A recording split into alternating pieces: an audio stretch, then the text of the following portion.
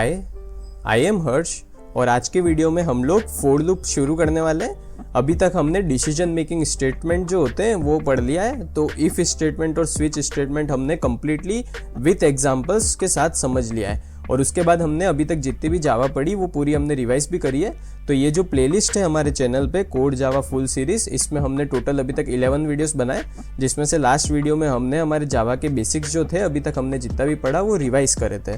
तो अगर आपको अपने जावा के कंसेप्ट फ्रेशन अप करने हैं तो आप ये सारे वीडियोस देख सकते हैं। और अगर आप कोई फ्रेशर है तो आई एम श्योर अगर आप फ्रेशर हैं तो ये सारे वीडियो देखने के बाद आपको जावा बेसिक्स जो हैं वो अच्छे से आ जाएंगे।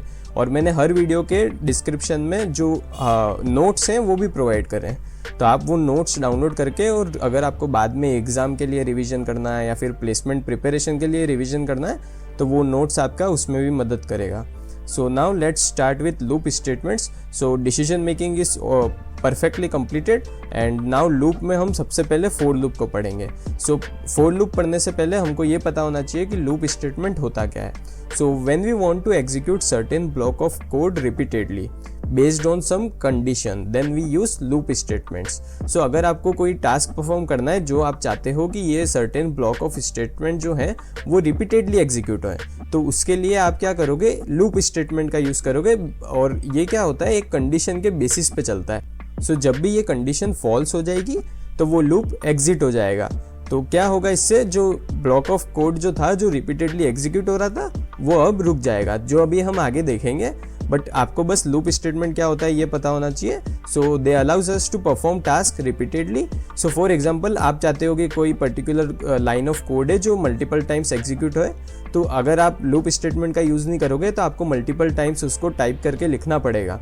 जैसे अगर आपको टेबल प्रिंट करनी है किसी भी नंबर की, फॉर एग्जांपल अगर आपको 2 की टेबल डिस्प्ले करवानी है तो आप चाहते हो कि मेरे को बार बार इसका वो नहीं लिखना पड़े स्टेटमेंट्स हर अलग अलग लाइन में। इससे क्या होता है, आपका कोड की रीडेबिलिटी कम होती है और it is not an efficient way to code. So आप क्या करोगे, आप रिपीटेटिव टास्क परफॉर्म करने के लिए लूप स्टेटमेंट का यूज़ करोगे। So loop statements are very important and are used in almost every Java program and they are used for controlling the flow of a program and perform repetitive task efficiently. So अभी आगे जाके हम जितने भी coding practice करेंगे तो loop statement जो होते हैं वो very important, they are used in searching algorithm, sorting algorithm. So loop are very important, जो कि आगे आपकी बहुत ज़्यादा हेल्प करेगा अगर आपके बेसिक्स लूप के क्लियर हो जाएंगे। So now we are going to see the type of loop statements. So there are 2 type, entry control loop और exit control loop. अब एंट्री कंट्रोल लूप क्या होता है वो हम समझ लेते हैं। तो हमने ऑलरेडी डिस्कस किया अभी कि कंडीशन के बेसिस पे क्या होता है, आपका लूप एग्जीक्यूट होता है। So in entry control loop the condition is checked before the loop body is executed. तो आपकी लूप की जो बॉडी होगी, मैं आपको थोड़ा प्रैक्टिकल के थ्रू समझाता हूँ तो आपको ईजिली समझ में आएगा।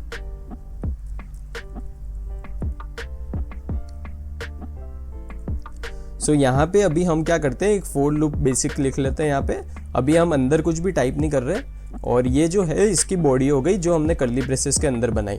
तो यहाँ फोर लूप के अंदर क्या होता है, सबसे पहले हमको इनिशियलाइजेशन करना पड़ता है, उसके बाद यहाँ पे सेमीकोलन आएगा, देन यहाँ पे एक कंडीशन होती है और उसके बाद हम क्या करते हैं, इंक्रीमेंट या डिक्रीमेंट। सो अब फोर लूप की जो बॉडी है वो तभी एग्जीक्यूट होगी जब ये फोर लूप के ब्रैकेट के अंदर जो हमने यहाँ पे कंडीशन दी है, जब ये कंडीशन ट्रू होगी तो ही फोर लूप की बॉडी एग्जीक्यूट होगी, नहीं तो नहीं होगी। सो इस चीज़ का आपको ध्यान रखना है। सो एंट्री कंट्रोल लूप में क्या होता है, सबसे पहले कंडीशन चेक होती है और कंडीशन चेक होने के बाद ही क्या होता है, अंदर की जो बॉडी होती है वो एग्जीक्यूट होती है। अगर वो कंडीशन ट्रू है तो, अगर वो कंडीशन फॉल्स है that means the body of the loop will never get executed. तो अगर आपने इस फोर लूप के बाहर कोई स्टेटमेंट लिखा है, यहाँ पे हमने मान लो system.out.println करके कोई भी हम स्टेटमेंट प्रिंट करा रहे हैं, तो अगर फोर लूप की कंडीशन फॉल्स होती है तो वो इसके अंदर जाएगा ही नहीं। तो अगर यहाँ पे हमने कोई प्रिंट स्टेटमेंट लिखा है तो वो अंदर का स्टेटमेंट प्रिंट होगा ही नहीं, क्योंकि वो बॉडी में घुसा ही नहीं। वो डायरेक्ट क्या करेगा, टर्मिनेट होके इस ब्रैकेट के बाहर आएगा और बाहर फिर जो भी हमने स्टेटमेंट्स लिखे हैं वो एग्जीक्यूट होंगे। So this is entry control loop and entry control loop के एग्जांपल क्या क्या है, for loop and while loop, जो अभी हम एक एक करके एग्जांपल्स के साथ समझेंगे कि क्या होता है। नाउ एग्जिट कंट्रोल लूप में क्या होता है, the condition is checked after the loop body has been executed at least once. मतलब आपकी बॉडी एक बार चल गई उसके बाद कंडीशन चेक होती है। तो इसका एग्जाम्पल होता है हमारा डू वाइल। सो अगर आपकी कंडीशन फॉल्स भी है तो भी आपका लूप बॉडी एक बार तो चलेगी ही चलेगी। तो ये भी हम समझ लेते हैं डू वाइल का जो सिंटेक्स होता है वो कैसा होता है। सो डू देन ब्रैकेट्स, और ये जो आपका ब्रैकेट है उसके अंदर आपका बॉडी ऑफ द लूप होता है, और उसके बाद हम यहाँ पे वाइल लगाते हैं, और वाइल में अंदर यहाँ पे क्या आती है, कंडीशन। सो अब आप यहाँ पे समझ सकते हो कि अगर मान लो ये जब लूप एग्जीक्यूट हो रहा है तो वो डू के अंदर घुसा और उसने पहले एक बार जितने भी यहाँ पे हमारी स्टेटमेंट थी उनको प्रिंट कराया। मान लो SOP करके हम यहाँ पे कोई प्रिंट स्टेटमेंट लगाई। अब उसके बाद यहाँ पे वाइल लूप के अंदर कंडीशन चेक हो रही है, और अगर वो कंडीशन फॉल्स होती है तो वो यहाँ से बाहर आ जाएगा इसका। तो यहाँ पे वो कोई और कंडीशन है तो वो प्रिंट कराएगा यहाँ पे system.out.println अगर हमने लगा रखा है। पर अगर ये कंडीशन जो है ये ट्रू होती है तो हमारा जो डू के अंदर की बॉडी है वो वापस एग्जीक्यूट होगी जब तक ये वाइल के अंदर कंडीशन ट्रू है। तो ये चीज़ आपको ध्यान रखनी है, एंट्री कंट्रोल क्या होता है और एग्जिट कंट्रोल क्या होता है। और ये जब हम फोर लूप का अच्छे से अभी सिंटेक्स पढ़ेंगे तो आपको और इजीली समझ में आएगा। So in this chapter we are going to learn about for loop in detail. So हम एक एक करके अलग अलग वीडियोस में सारे लूप्स पढ़ेंगे। सो सबसे पहले हम डिस्कस करते हैं फोर लूप क्या होता है। So the for loop is one of the most commonly used loops in Java and it is used when we know in advance how many times we want to execute a block of code. So for loop हम तब use करते हैं जब हमको पहले से पता है कि कितने टाइम हमारा जो लूप है वो एग्जीक्यूट होगा। फॉर एग्जाम्पल 100 टाइम्स 10 टाइम्स, तो हमको एक नंबर पता है कि ये एंड नंबर जो है वो कौन सा है, तो हम उसके लिए क्या करेंगे, फोर लूप यूज करेंगे। अब फोर लूप हमको पता है एंट्री कंट्रोल लूप है जिसमें कंडीशन पहले चेक होती है और कंडीशन अगर ट्रू है तो ही बॉडी एग्जीक्यूट होगी, अगर कंडीशन फॉल्स है तो वो बॉडी के बाहर आ जाएगा, वो बॉडी को एग्जीक्यूट नहीं करता है। अब ये फोर लूप का हम सिंटेक्स यहाँ पे देख सकते हैं। तो फोर जो है ये कीवर्ड है जो हम यूज करते हैं फोर लूप क्रिएट करने के लिए। देन सर्कुलर ब्रैकेट, उसके बाद यहाँ पे हमारी इनिशियलाइजेशन की यहाँ पे आएगी statement, then semicolon, then condition, then semicolon, then increment या फिर डिक्रीमेंट। ये हम अभी आगे एग्जांपल के थ्रू समझेंगे कि क्या होता है। पहले हम समझ लेते हैं सिंटेक्स को, उसके बाद ब्रैकेट्स के अंदर body of the loop. So initialization का मतलब क्या है, this part of the loop only executes once before the loop starts and it is used to initialize the loop variable with a starting value. So for example यहाँ पे हम देख लेते हैं फोर लूप का। सो फोर, और यहाँ पे हमको इनिशियलाइजेशन करना है किसी वेरिएबल का, तो इंट i इक्वल्स टू 0। उसके बाद हम यहाँ पे क्या कर रहे हैं, कंडीशन लिख रहे हैं i less then 10 and i plus plus. उसके बाद ब्रैकेट आ गए और यहाँ पे हम सिंपली i को प्रिंट करा रहे हैं। तो यहाँ पे अब क्या हो रहा है, आप यहाँ पे देख सकते हो हमने i की वैल्यू इनिशियलाइज करी किससे, 0 से। आप यहाँ पे कुछ भी वैल्यू दे सकते हो इसको, पर ये बस एक बार होती है जब आपका लूप चलता है। तो ये चीज़ जो होती है ये खाली फर्स्ट टाइम होती है, ये बार बार i को 0 से इनिशियलाइज नहीं करेगा जब लूप चल रहा है। ये भी हम आगे समझेंगे कि ये कैसे होता है। नाउ कंडीशन का क्या मतलब है, as loop gets executed repeatedly the condition is checked every time and if it is true then only the body of the loop is executed. So मान लो आपकी बॉडी यहाँ पे एक बार चल ली, उसके बाद वो क्या करेगी, वापस चेक करेगी कंडीशन, और अगर वापस से कंडीशन अगर ट्रू है तो वो वापस एग्जीक्यूट करेगा बॉडी को, अगर फॉल्स है तो वो लूप से बाहर आ जाएगा। So condition is very important. Then increment and decrement, ये होता है अपडेट के लिए। तो अब आपका i जो वेरिएबल है वो 1 से क्या होगा, इंक्रीमेंट होता रहेगा। यहाँ पे हम i इक्वल्स टू i+2 भी कर सकते हैं और i इक्वल्स टू i+1 भी कर सकते हैं। पर +1 से जब हम इंक्रीमेंट करते हैं तो हम क्या करते हैं, बेसिकली यूनरी ऑपरेटर जो है हमारा प्लस प्लस उसको यूज़ करते हैं। अगर हमको i को 1 से डिक्रीमेंट करना है तो यहाँ पे हम सिंपली माइनस माइनस का यूज़ करेंगे। अब इसको हम अच्छे से समझते हैं कि लूप एग्जीक्यूट होता कैसे है। सो इस डायग्राम में आप लोग देख सकते हैं, यहाँ पे मैंने नंबरिंग कर रखी है 1 2 3 एंड 4। तो होता क्या है ये हम समझते हैं। सबसे पहले आपका इनिशियलाइजेशन होता है और ये खाली एक बार होता है। अब लूप जब बार बार चलता है तो ये वापस से एग्जीक्यूट नहीं होता है। तो हमारा सबसे पहले क्या हो गया, इनिशियलाइजेशन हो गया, मतलब i की वैल्यू 0 से इनिशियलाइज हो गई। अब उसके बाद क्या रन होता है, कंडीशन। तो कंडीशन हमारा सेकंड आता है, तो वो अब यहाँ पे क्या चेक कर रहा है, इफ 0 इज लेस देन 10। तो ये तो हमारी कंडीशन क्या हुई, ट्रू। तो ट्रू होने के बाद अब हमारा क्या एग्जीक्यूट होगा, बॉडी, क्योंकि आप यहाँ पे नंबरिंग देख सकते हैं। हमारे फोर लूप का एग्जीक्यूशन ऐसे होता है, तो अगर कंडीशन ट्रू है तो वो बॉडी को एग्जीक्यूट करेगा।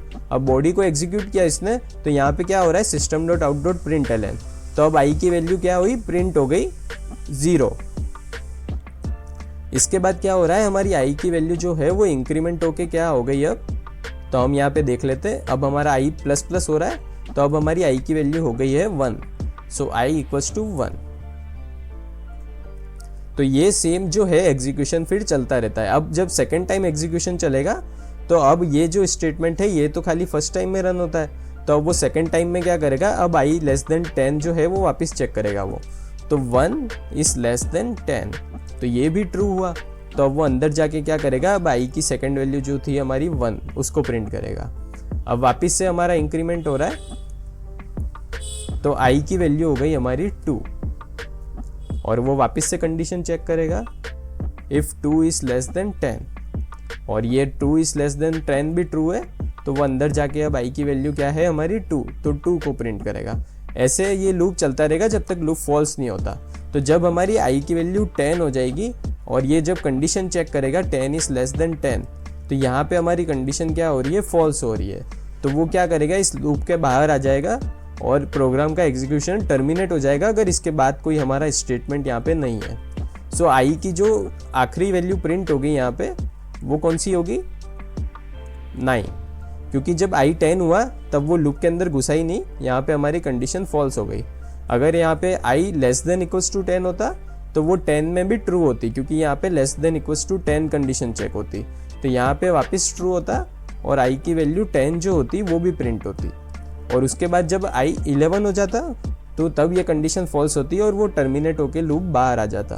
तो आपको क्या चीज़ ध्यान रखना है, अभी आपको ये चीज़ ध्यान रखनी है कि फोर लूप एग्जीक्यूट कैसे होता है। सबसे पहले इनिशियलाइजेशन, देन कंडीशन चेक होती है, उसके बाद body of for loop execute होता है और फिर इंक्रीमेंट डिक्रीमेंट होता है। तो ये चीज़ आपको ध्यान रखनी है। अब ये सेम चीज़ मैंने यहाँ पे एग्जाम्पल के थ्रू समझाई है, जहाँ पे आप देख सकते हो ये हमारा इनिशियलाइजेशन हो रहा है, आई किससे हो रहा है, 1 से। उसके बाद हमारी जो कंडीशन है आई लेस देन इक्वल्स टू 10, उसके बाद हमारा इंक्रीमेंट हो रहा है और बॉडी ऑफ द लूप। तो सबसे पहले आई इक्वल्स टू 1 इनिशियलाइज होगा, फिर कंडीशन रन होगी, अगर कंडीशन ट्रू है तो ये हमारा body of the loop execute होगा और उसके बाद इंक्रीमेंट होता है। So now let's understand what is happening in the above example. So I is initialised with value 1, यहाँ पे आई इक्वल्स टू 1 से इनिशियलाइज हुआ। देन हमने क्या करा, कंडीशन चेक करी, if i less than equals to 10, तो यहाँ पे i less than equals to 10 जो है वो कंडीशन चेक होगी, तो आई की वैल्यू 1 है, तो 1 less than equals to 10, the condition returns true. अगर ट्रू है तो वो अंदर जाएगा और आई की वैल्यू 1 जो है वो कंसोल पे प्रिंट होगी हमारे। अब क्या होगा, इंक्रीमेंट होगा। तो इंक्रीमेंट क्या हो रहा है, आई प्लस प्लस, तो आई की वैल्यू ऑफ 1 से क्या हो गई, 2 हो गई। अब वो वापस से क्या करेगा, कंडीशन चेक करेगा। अब कंडीशन क्या हुई, 2 लेस देन इक्वल्स टू 10, ये भी ट्रू है, तो वो वापस अंदर जाएगा और आपका क्या कंसोल पे प्रिंट होगा 2। तो यहाँ पे आप आउटपुट देख सकते हैं 1 2 3 4 5 6 7 8 9 10, क्योंकि यहाँ पे हमने क्या किया, इक्वल्स टू यूज़ किया है। तो आई की वैल्यू जब 10 होगी तब भी कंडीशन ट्रू है, तो वो अंदर जाएगा और 10 भी प्रिंट करेगा। उसके बाद जब आई की वैल्यू 11 होगी तो लूप फॉल्स हो जाएगा और ये एग्जीक्यूशन रुक जाएगा। यहाँ पे यही सेम चीज़ मैंने समझाई है पॉइंट बाय पॉइंट कि कैसे एग्जीक्यूशन हो रहा है। और आपको भी जब समझना है कि कोई लूप कैसे एग्जीक्यूट हो रहा है तो आप हमेशा एक रफ पेज लें। रफ पेज में आप ऐसे डायग्राम बना लें एक बार कि फर्स्ट, सेकंड, थर्ड, फोर्थ। उसके बाद आप क्या करें, फर्स्ट आइट्रेशन में क्या हो रहा है। तो फर्स्ट आइट्रेशन में क्या हो रहा है, आई की वैल्यू 1 है, हम चेक कर रहे हैं i less than equals to 10, 1 less than equals to 10 है, मतलब प्रिंट क्या हुआ 1, और आई प्लस प्लस होके अब आई क्या हो गया 2। अब सेकंड आइट्रेशन चालू होगा जहाँ पे हमारे पास आई की वैल्यू 2 है, तो 2 less than equals to 10, print 2, i plus plus, तो आई क्या हो गया 3। उसके बाद हमारा थर्ड आइट्रेशन चालू होगा। ऐसे करके हर बार लूप के कितने आइट्रेशन है ये आपको चेक करना है। तो ये आप यहाँ पे चेक करते रहोगे। आई जब 6 हुआ, उसके बाद आई 7 हुआ, आई 8 हुआ, आई 9 हुआ और आई 10 हुआ। अब 10 लेस देन इक्वल्स टू 10 है तो वो प्रिंट करेगा 10 को और आई की वैल्यू इंक्रीमेंट होके क्या हो जाएगी 11। उसके बाद जब हमारा लूप 11 टाइम चलेगा, क्योंकि वो चेक तो करेगा ना 11 टाइम की 11 लेस देन इक्वल्स टू 10 है, तो वो यहाँ पे क्या कर रहा है, चेक कर रहा है 11 लेस देन इक्वल्स टू 10। अब ये कंडीशन हमारी फॉल्स हो गई तो वो लूप से बाहर आ गया। अब लूप से बाहर आया, इसकी वजह से ये वाली स्टेटमेंट हमारी एग्जीक्यूट नहीं हुई, इसलिए उसने खाली 10 तक प्रिंट किया आई को। Now what will be the value of i if we print it outside the for loop. तो अगर हम आई की वैल्यू, अगर हम यहाँ पे इंट स्टेटमेंट को पहले ही यूज़ करके आई को डिक्लेयर कर रहे हैं, तो अगर हम आई को फॉर लूप के बाहर यहाँ पे प्रिंट कराते हैं तो क्या होगा। तो ये हम अभी एग्जाम्पल के थ्रू समझेंगे। जब मैं आपको प्रैक्टिकल के थ्रू एक बार वापस समझाऊंगा तो आपके डाउट्स अभी और क्लियर हो जाएंगे। So let's see what will be the value of i if we print it outside of the loop. तो उससे पहले हम एक बार बेसिक प्रोग्राम बना के देख लेते हैं और उससे आपको क्लियरली समझ में आएगा कि यहाँ पे हो क्या रहा है। सो लेट्स ओपन नोटपैड और यहाँ पे हम क्या करते हैं, हमारे प्रोग्राम का नाम लिखते हैं पब्लिक क्लास और क्लास का नाम लिख लेते हैं हम फॉर लूप 1। और यहाँ पे हम हमारा मेन फंक्शन बनाएंगे। So public static void main string arguments. अब यहाँ पे आपको क्या करना है, सबसे पहले हम आई को इनिशियलाइज कर लेते हैं। सो इंट आई, और ये हमने आई को डिक्लेयर किया, अभी हमने इनिशियलाइज नहीं किया। आप ये चीज़ फॉर लूप के अंदर भी कर सकते हैं। तो पहले हम आपको फॉर लूप के अंदर समझा देता हूँ। So for int i equals to 1, i less than equals to 10 और आई प्लस प्लस।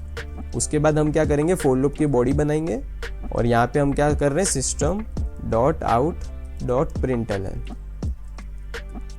तो अगर आप नोटपैड पे जब प्रैक्टिस करते हैं तो आपको सिंटेक्स अच्छे से समझ में आता है, क्योंकि आप बार बार सिंटेक्स मैन्युअली टाइप कर रहे हैं। अगर आप कोई कोड एडिटर यूज़ कर रहे हैं, फॉर एग्जांपल VS कोड या फिर जावा का कोई पर्टिकुलर कोड एडिटर यूज़ कर रहे हैं, तो वहाँ पे बहुत सी चीज़ें आपको सजेशन में मिल जाती है। तो ये चीज़ आपको इंटरव्यू में डिफ़िकल्टी होगी अगर आपको इंटरव्यू में बोल दिया जाए कि पूरा कोड आपको खुद से करना है, आपको पहले से कोई भी कोड दे नहीं रखा। या फिर जब आपको सिंटेक्स को अच्छे से समझना है कि पब्लिक स्टैटिक वॉइड मेन का मतलब क्या है, या फिर पब्लिक क्लास फॉर लूप 1 जो हम लिखते हैं, या फिर कैपिटल क्या होता है, स्मॉल क्या होता है, because Java is a case sensitive language.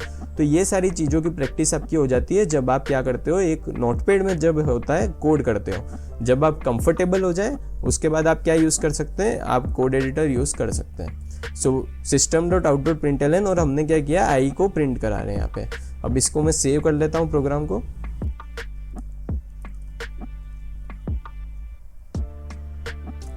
सो आपके क्लास का नाम और प्रोग्राम का नाम सेम रखना है आपको जब आप प्रोग्राम सेव कर रहे हैं। अब हम कमांड प्रॉम्प्ट खोलते हैं और जहाँ पे हमने हमारा प्रोग्राम सेव किया वहाँ पे हम रीडायरेक्ट करते हैं। So cd documents then cd java underscore practical, और हमारा प्रोग्राम पहले हम कंपाइल करेंगे। तो अगर कोई भी एरर है तो कंपाइलर हमको बताएगा कि यहाँ पे अभी प्रोग्राम में एरर है। So for loop 1 dot java, so there is no error and now we are going to execute our program। so यहाँ पे आप देख सकते हैं 1 से लेकर 10 तक वो क्या कर रहा है, वैल्यूज प्रिंट कर रहा है आई की। so अब हम क्या करते हैं, आई की वैल्यू लूप के बाहर प्रिंट कराते हैं। पर अभी जब हम आई की वैल्यू प्रिंट कराएंगे तो यहाँ पे एरर आएगी। उसका रीज़न ये है कि आई को हमने यहाँ पे डिक्लेयर किया इंटीजर के साथ, तो वो जो है उसका स्कोप खाली इस फॉर लूप की बॉडी के अंदर तक है। फॉर लूप की बॉडी के बाद जब आई को हम एक्सेस करने जाएंगे तो वो एरर देगा, because i is not declared inside this method, it is declared inside this for loop. So पहले हम इसको कंपाइल करेंगे और यहाँ पे वो अभी हमको एरर थ्रो करेगा, that can not find symbol I, because I को हमने कहाँ किया, declare inside the for loop. तो हम क्या करते हैं, इसको डिक्लेयर कर देते हैं यहाँ पे इंट आई, और यहाँ पे हम एक मैसेज लिख देते हैं आउटसाइड ऑफ द लूप। तो हम देखते हैं आई की वैल्यू लूप के बाहर क्या थी जब हमारा लूप टर्मिनेट होके एग्जिट हो गया। तो ये चीज हम अभी चेक कर रहे हैं। सो पहले हम इसको कंपाइल कर लेते हैं और फिर अब हम इसको रन करेंगे। तो आप देख सकते हो आई की वैल्यू लास्ट में क्या हुई, 11 हुई। इसका रीज़न ये है कि जब 10 उसने प्रिंट किया तो उसके बाद हमारे आई इंक्रीमेंट होके क्या हुआ, 11 हो गया। और उसके बाद उसने कंडीशन चेक करी 11 लेस देन इक्वल्स टू 10, और ये कंडीशन फॉल्स हो गई। तो हमारा लूप टर्मिनेट हुआ, पर हमारी आई की वैल्यू इंक्रीमेंट होके 11 हो चुकी थी, इसलिए वो यहाँ पे जब हम बाहर प्रिंट करा रहे आई को तो वो 11 प्रिंट कर रहा है। बट अभी ये चीज़ तो हमने खाली एक्सपेरिमेंट के लिए देखी थी। ऐसे क्वेश्चन आपको MCQ में पूछे जा सकते हैं कि आई की वैल्यू लूप के बाहर क्या होगी, और अगर आई यहाँ पे डिक्लेयर है इंट आई और यहाँ पे नहीं है तो आप वहाँ पे आपको ऑप्शन मिलेगा MCQ में that the program will throw and compile time error, तो आपको उस पर टिक करना है। So this is very important, you should remember it. और आपको एग्जीक्यूशन जो है वो समझ में आ गया होगा कि कैसे हो रहा है। अगर यहाँ पे हम ln हटा देंगे और i को प्रिंट करवा के हम उसके बाद एक गैप दे देते हैं, तो ये क्या करेगा, सेम लाइन में प्रिंट करेगा, because ln is for new line. cursor moves to the new line every time it prints, but here it will not move to the new line. So यहाँ पे एक ही लाइन में 1 से लेकर 10 तक की वैल्यू प्रिंट होगी। सो लूप इज़ वेरी इंपॉर्टेंट, और अभी हम इसका एक एक करके एग्जांपल देखेंगे। अभी हमने क्या किया, बेसिकली 1 से लेकर 10 तक नंबर प्रिंट करा है। सो आई होप आपको ये चीज़ समझ में आई होगी कि फॉर लूप एग्जीक्यूट कैसे होता है। सो अब हम इसका फ्लो चार्ट देख लेते हैं। इस डायग्राम के थ्रू हम समझते हैं कि होता क्या है। सो आपका जब प्रोग्राम स्टार्ट होता है तो वो पहले क्या करता है, इनिशियलाइज करता है। उसके बाद वो कंडीशन चेक करता है। अब कंडीशन अगर फॉल्स है तो वो क्या करेगा, डायरेक्टली एग्जिट कर जाएगा लूप से। और अगर कंडीशन ट्रू होती है तो वो अंदर जो भी स्टेटमेंट्स हैं, अभी तो हमने सिंगल स्टेटमेंट लिखा है यहाँ पे, और भी स्टेटमेंट्स हो सकते हैं, तो वो स्टेटमेंट सारे एग्जीक्यूट करके वो क्या करेगा, इंक्रीमेंट करेगा। उसके बाद वापस कंडीशन चेक करेगा। अगर कंडीशन ट्रू होती है तो वापस स्टेटमेंट एग्जीक्यूट होंगे और वापस इंक्रीमेंट होगा। तो ये चीज़ चलती जाएगी जब तक कंडीशन हमारी फॉल्स नहीं होती, और एक बार फॉल्स हो गई तो वो क्या करेगा, डायरेक्टली एग्जिट कर देगा। So this is all about for loop. अभी हम क्या करेंगे, सबसे पहले हम 1 से लेकर n तक नंबर्स प्रिंट कराएंगे। सो अभी हमने यहाँ पे क्या किया, हमने यूज़र से वैल्यू नहीं ली। अभी हमने क्या किया, डायरेक्टली i की वैल्यू हम प्रिंट कराते जा रहे हैं। बट अब हम क्या चाहते हैं कि यूज़र डाले एंड नंबर, कि लास्ट नंबर कहाँ होना चाहिए, और वहाँ तक उसको चाहता है वो कि नंबर्स प्रिंट होए। तो हमने स्कैनर क्लास जो था वो हमारे प्रीवियस वीडियो में हमने पढ़ लिया है। यहाँ पे आप देख सकते हैं जावा स्कैनर क्लास, जो हमारा 9th वीडियो है, इसमें हमने स्कैनर क्लास को अच्छे से पढ़ा था प्रैक्टिकल के साथ में। तो अगर आपने ये वीडियो नहीं देखा है तो आप वो वाला वीडियो देख के स्कैनर क्लास को समझ सकते हैं। बट अभी हम क्या कर रहे हैं, एन तक प्रिंट करा के हम देखते हैं क्या होता है यहाँ पे। सो सबसे पहले हमको इंपोर्ट करना पड़ेगा, import java.util.scanner, because scanner comes under java.util package.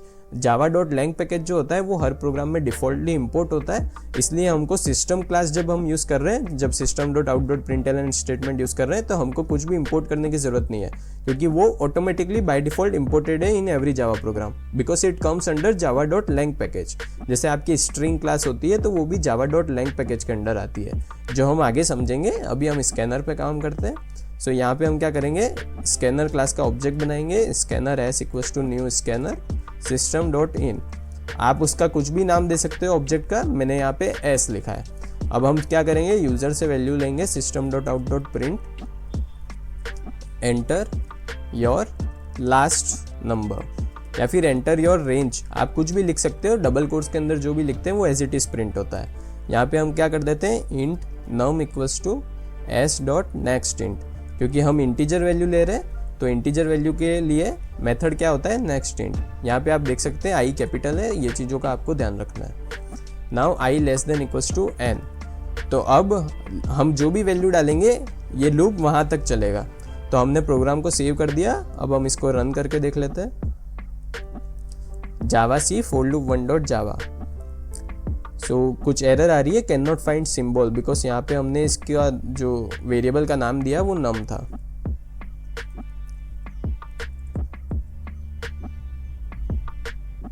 अब हम इसको रन करेंगे और हम एक लास्ट नंबर प्रोवाइड करते हैं, फॉर एग्जांपल 20।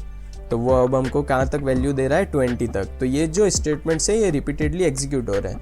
अगर हम यहाँ पे इस फॉर लूप का यूज़ नहीं करते तो फिर हम कैसे प्रिंट कराते सारे नंबर्स, तो हमको मैन्युअली बार बार टाइप करना पड़ता system.out.println। और यहाँ पे हम क्या करते, पहले 1 प्रिंट कराते, फिर नेक्स्ट लाइन में 2 प्रिंट कराते, तो ये बहुत लंबा प्रोसीजर हो जाता। इसलिए हम क्या कर रहे हैं, लूप का यूज़ कर रहे हैं। तो आई होप आपको प्रिंटिंग ऑफ 1 to n समझ में आया होगा।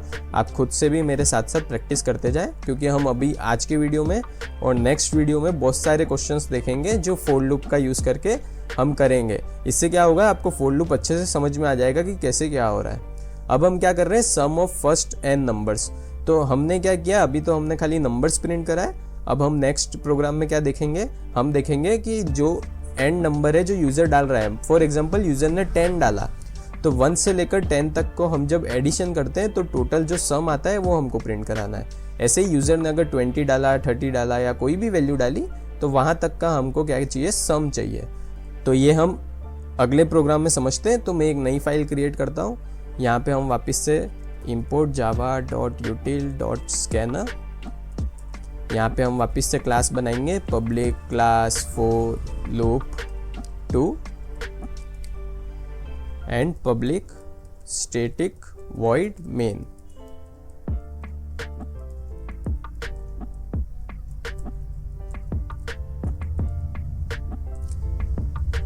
सबसे पहले हम स्कैनर क्लास का ऑब्जेक्ट बनाएंगे, और अगर आप कोड करते टाइम नोटपैड में कर रहे हैं तो आपको इंडेंटेशन का भी ध्यान रखना है। अगर आप नहीं भी करें तो भी चलेगा, but it is a good way to code your programme.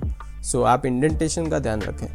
system.out.println, because जावा का सिंटेक्स जो है वो पाइथन से अलग है। पाइथन में अगर आप इंडेंटेशन नहीं देते तो उसमें बहुत प्रॉब्लम आती है, बट जावा में आप यहाँ पे अभी इंडेंटेशन नहीं भी दें तो भी चलेगा। Enter your last number. तो हमने क्या किया, यूजर से अभी नंबर ले रहे हैं हम, जो एंड नंबर है वो int num equals to s.nextInt। तो इस प्रोग्राम में हम क्या कर रहे हैं, यहाँ पे हम ऊपर कमेंट करके लिख लेते हैं, ताकि हम जब बाद में प्रोग्राम ओपन करते हैं तो हमको कमेंट पढ़ के पता चल जाए कि ये प्रोग्राम में हो क्या रहा है। So sum of n numbers. So अब हम क्या करेंगे, यहाँ पे हमारा लूप क्रिएट करेंगे for int i equals to 1, i less than equals to num and i plus plus. अब हम जब सम कर रहे हैं तो हमको एक नया वेरिएबल बना पड़ेगा जहाँ पे ये सम जो होगा वो स्टोर होगा। तो इंट सम इक्वल्स टू, और अभी हम चाहते हैं कि सम में कोई वैल्यू नहीं हो, तो इक्वल्स टू 0। तो अभी हमारी सम की वैल्यू 0 है, और अब लूप जब चलेगा तो अब यहाँ पे क्या होगा, sum equals to sum plus i, क्योंकि आई क्या है, नम तक चलेगा 1 2 3 4 और 5।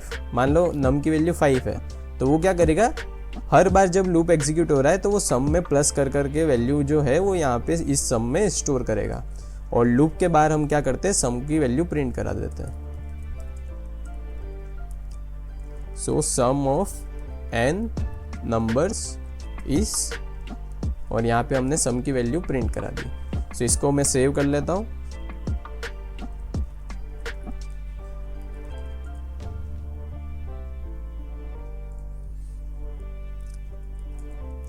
सो यहाँ पे हम हमारे प्रोग्राम को पहले कंपाइल करेंगे,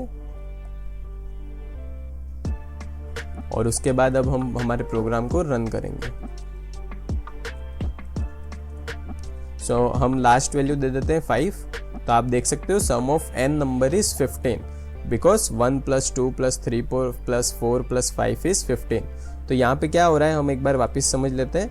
i की वैल्यू सबसे पहले 1 इनिशियलाइज हुई, उसके बाद उसने चेक किया if 1 is less than equals to 5, क्योंकि यूजर ने मान लो वैल्यू 5 डाली, ये ट्रू है। तो अब अंदर जाके क्या होगा, sum equals to sum plus i. तो सम प्लस आई क्या हो रहा है, sum equals to 0 plus i की वैल्यू क्या है 1। तो अभी सम में क्या आ गया 1। उसके बाद आई की वैल्यू कहाँ हुई, यहाँ पे आई, और यहाँ पे इंक्रीमेंट हुई। अब आई की वैल्यू 2 हो गई, तो वो वापस अंदर गया, और यहाँ पे अब वो क्या करेगा, सम इक्वल्स टू, और सम की वैल्यू क्या हो गई थी 1, तो 1 प्लस, और आई की वैल्यू 2 थी, तो 1 + 2 क्या हो गया 3। तो ऐसे ऐसे करके जब लूप एग्जीक्यूट होता रहेगा तो वो क्या करेगा, सम की वैल्यू बढ़ाता रहेगा हर बार प्लस कर करके, और वो यहाँ पे सम में स्टोर करेगा, और यही वैल्यू हम यहाँ पे क्या कर रहे हैं, फिर प्रिंट करवा रहे हैं।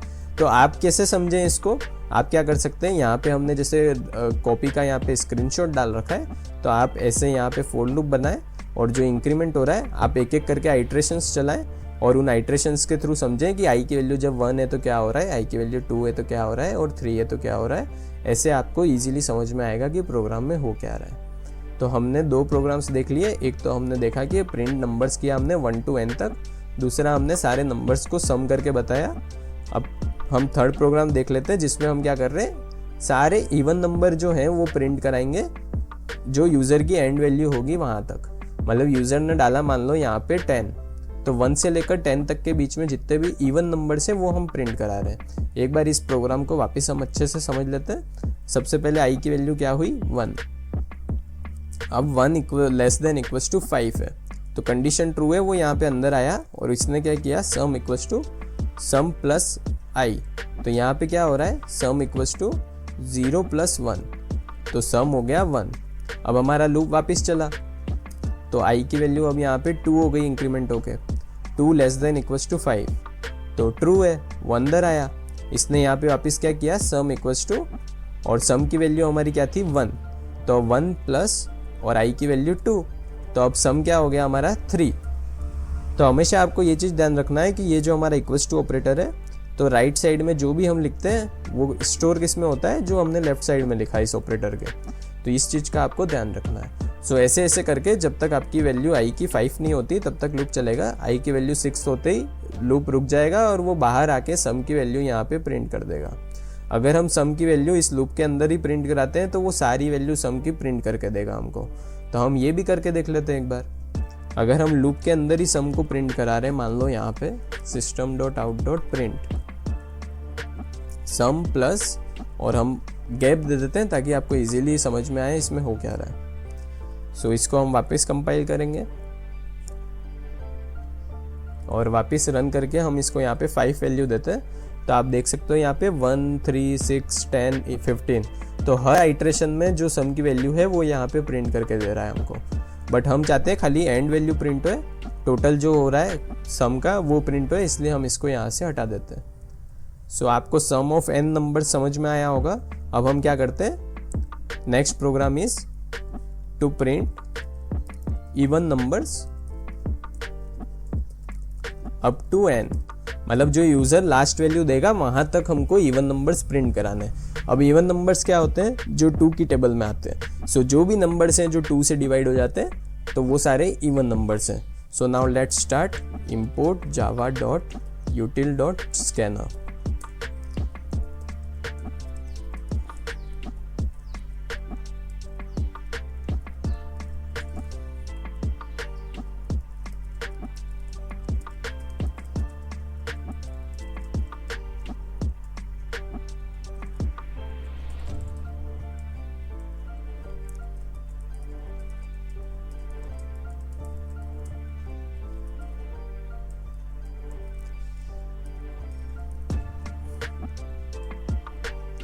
सो यहाँ पे सबसे पहले हम यूज़र से वैल्यू लेंगे। सो system.out.print enter your last number और इंट n = s.next int। हमने यूज़र से नंबर ले लिया। अब हम क्या करेंगे, लूप क्रिएट करेंगे for int i = 1, i < n, i ++।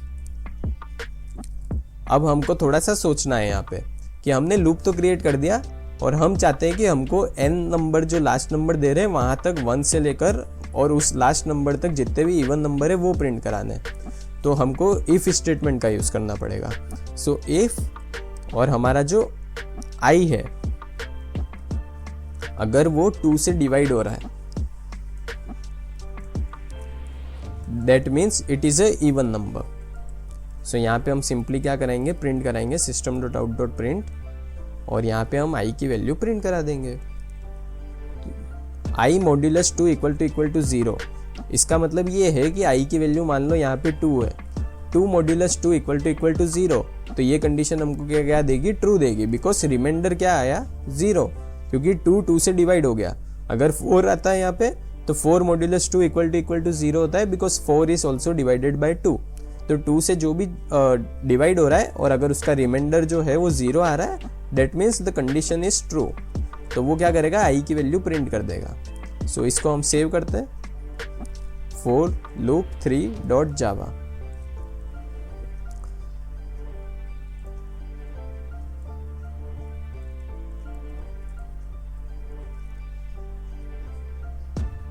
अब हम इसको रन करेंगे। सो यहाँ पे हम एक लास्ट नंबर देते हैं 20। तो आप देख सकते हो 2, 4, 6, 8, 10, 12, 14, 16, 18, 20 this are all even numbers.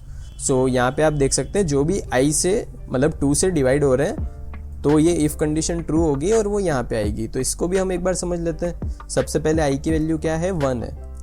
1 जो है वो <= 20 है, तो हाँ है, तो वो अंदर आएगा।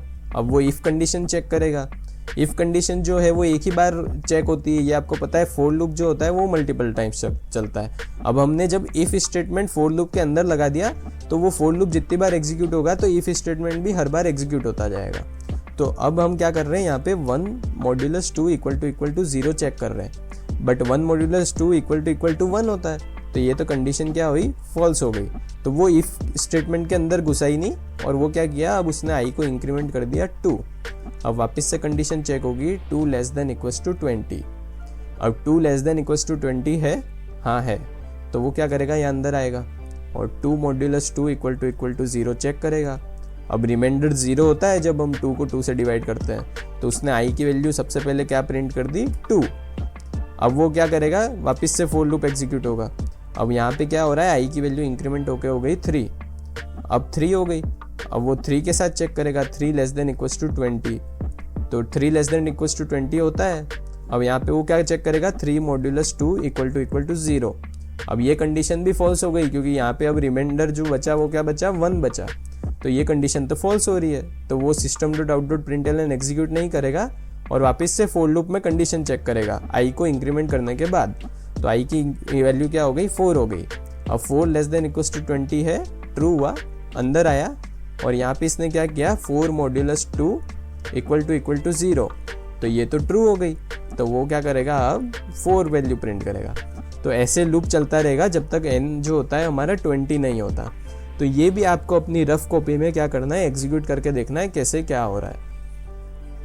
सो आई होप आपको ये प्रोग्राम भी समझ में आया होगा। So this is all about today's video. और एक होमवर्क क्वेश्चन है जिसमें आपको क्या करना है, सारे ऑड नंबर्स को प्रिंट कराना है।